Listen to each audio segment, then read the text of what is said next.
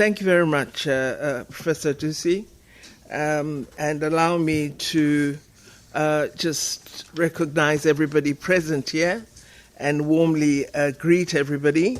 In diplomacy, we have this thing called protocol, and so I must recognize our chair, Professor Dussey, as well as the representative of the Federative Republic of Brazil.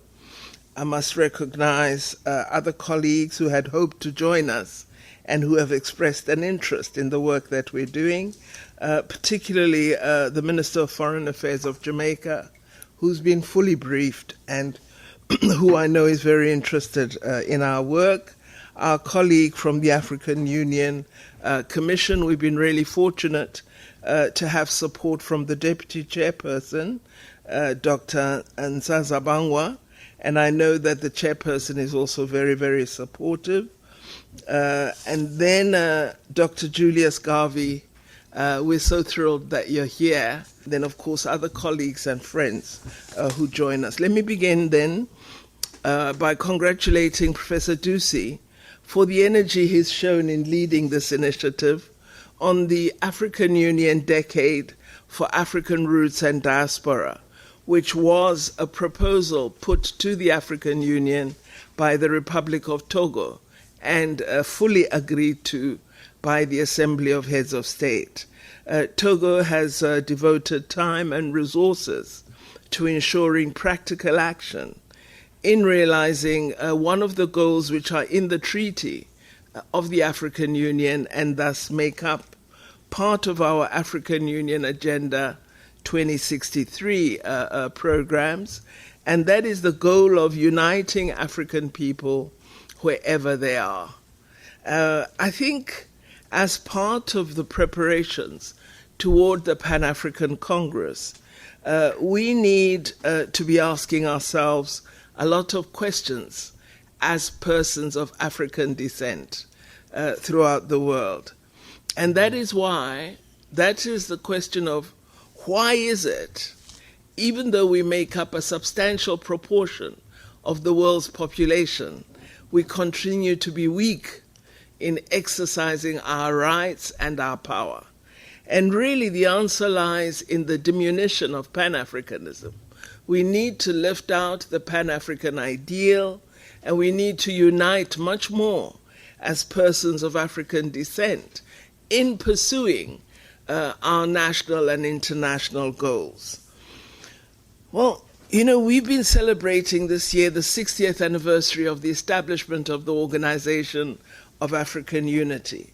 And all of you present here know that the role that the OAU played in ensuring that we vigorously combat imperialism and colonialism on the African continent. It was the OAU that supported the struggle for freedom against apartheid in South Africa. It was the OAU that pushed for the end of colonial presence of imperial governments in our countries. And we're glad that the sister organization that emerged from the OAU, the African Union, has carried on the mandate of the anti-colonial struggle. We still have one country on the African continent, the region of Western Sahara.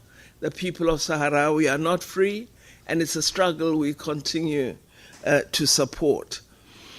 The OAU, when it was established, adopted a number of Pan-African principles, which it's always important to remind ourselves of. These include that we as Africans, wherever we are, must work in unison and in solidarity to advance development, that we must work at supporting our continent to have a strong economy which will transform our conditions of poverty for the majority of our people, lack of development, low skills levels, and weak industrial capacity. We must address all of these if we are to realize Pan-African ideals.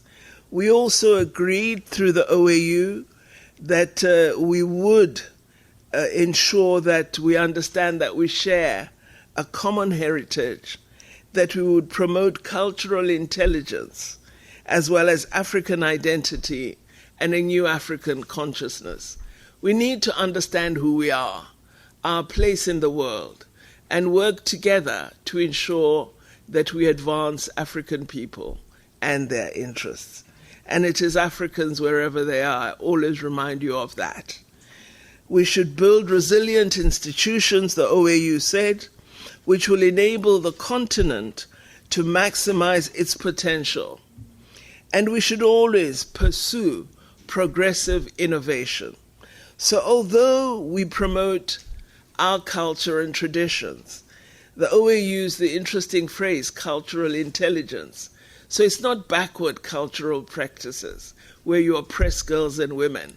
It is intellectual understanding that the advancement and empowerment of women is part of a strong African tradition and has to be part of our Pan-African practices.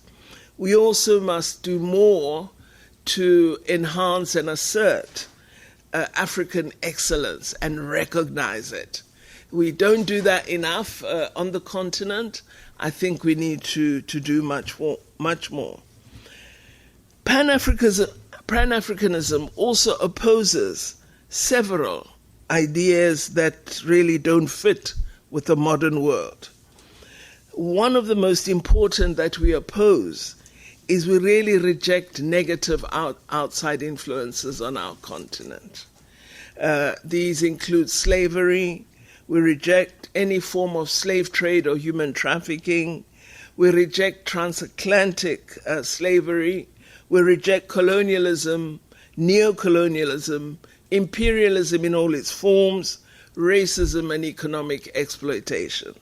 These are aspects of subjugation and discrimination that any Pan-Africanist would be against.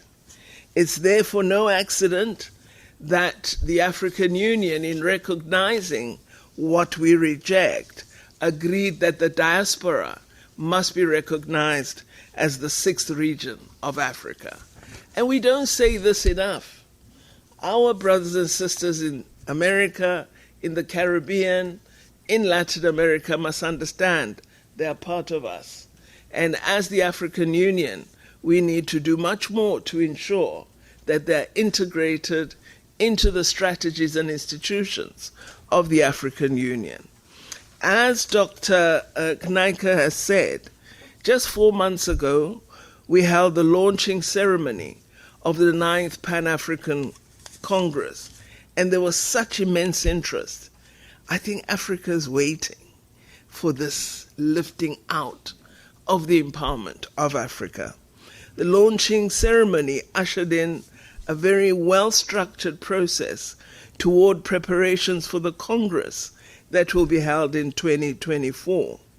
One of the things we agreed upon is that we would have preparatory steps which would include regional consultations, and they would be part of a very well-organized build-up to the conference, as well as provide substantive contributions to the final outcomes of the Pan-African Congress.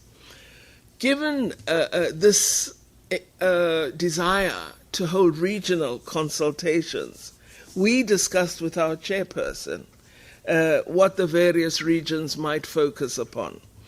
And for us as South Africa, we decided that we would hold the Southern African regional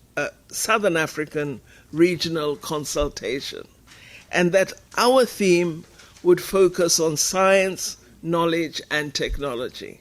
We felt that as Africans, we sometimes neglect the value of science and innovation in advancing knowledge generation. So our theme is Pan-Africanism, science, knowledge, and technology. Our intention is that in that conference, we will draw together African intellectuals from Africa and the diaspora to deliberate upon issues of digital technology, science collaboration, innovation, and the creation of institutional links with institutions on the continent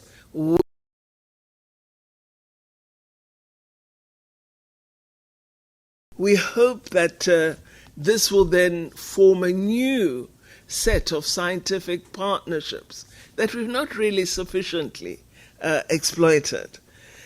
We are really keen that our conference will begin to serve as part of the responses we'd always hoped for when we drafted the World Conference Against Racism Action Plan. When we hosted the World Conference Against Racism in 2001 in South Africa, over 22 years ago, and we drafted an action plan which signaled what we needed to do as Africans to combat racism, racial discrimination, and xenophobia.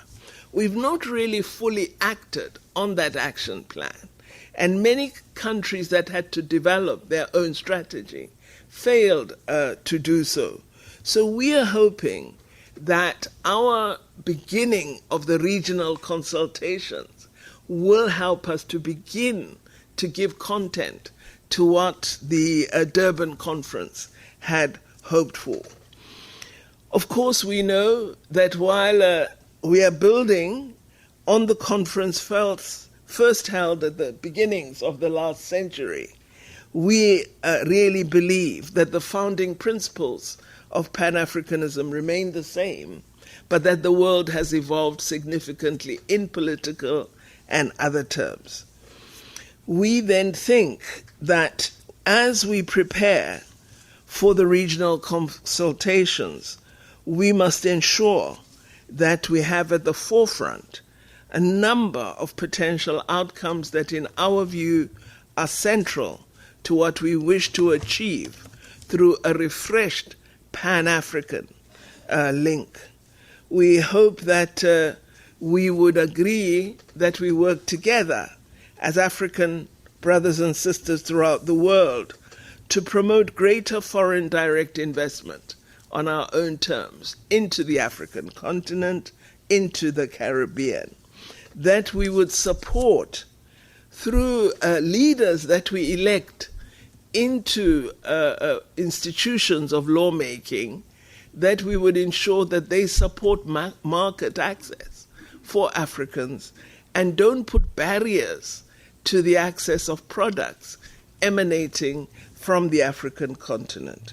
We don't pay enough attention to the role that some of the black representatives play in the various legislatures throughout the world.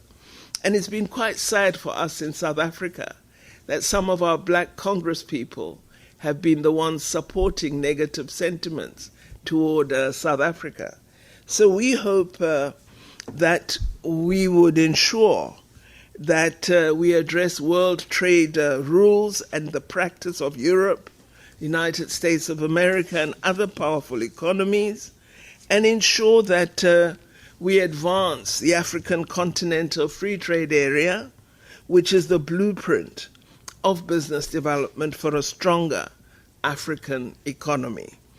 We also hope that we would advance democratic goals and ensure that a prosperous Africa is one that is committed to the development of the people of Africa and not to corruption. And finally, of course, we must ensure that our people are not hungry. And so support for agriculture and food security is absolutely imperative. We believe we should do more on science and innovation that would ensure, we should ensure transfer of technology, especially as we respond to the climate crisis, because we need to act in response to the effects of the climate change, but central to us being able to act as Africa is adequate and open transfer of technology to the African continent, and of course ensuring that the developed world acts on their promise of funding for the climate change response. We also must ensure investment in infrastructure, especially health infrastructure, given the context of the pandemic and some of the inadequacies we saw on the continent as we confronted this health emergency. Finally, our people are important. We must ensure human resource development, adequate capacity building, strong education and training institutions, and I'm glad we're talking about Lincoln University, because I really believe higher education relationships are absolutely critical.